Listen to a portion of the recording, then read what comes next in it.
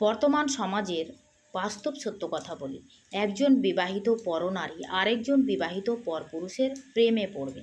তাদের দুজনের কাছে সম্পূর্ণ পরিপূর্ণ থাকা সত্ত্বেও এইরকম একটা নিম্নমানের প্রেমের সম্পর্কে জড়াবে।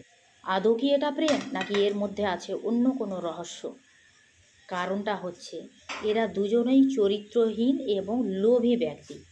সেই চরিত্রহীন নারীটি এই চরিত্রহীন পুরুষটিকে ভাবে একটা এটিএম, যখন ইচ্ছা তখন বের করে নেওয়া যায়। টাকার লোভ বড় কঠিন লোভ রে ভাই। আর এই পরপুরুষটি ভাববে সেই চরিত্রহীন নারীটাকে একটা বিছান, যেটা যখন ইচ্ছা তখন শোয়া যায়, তার কোনো ঝামেলাই নেই। কথাই বলে না, ফ্রিতে পেলে মানুষ নাকি আলকাতরাও খায়। আর এটা তো সামান্য ব্যাপার। এই রকম রমরমা বিজনেস আমাদের সমাজে এখন ছেয়ে গেছে। কথাটা কি ভুল বললাম? রাধে রাধে।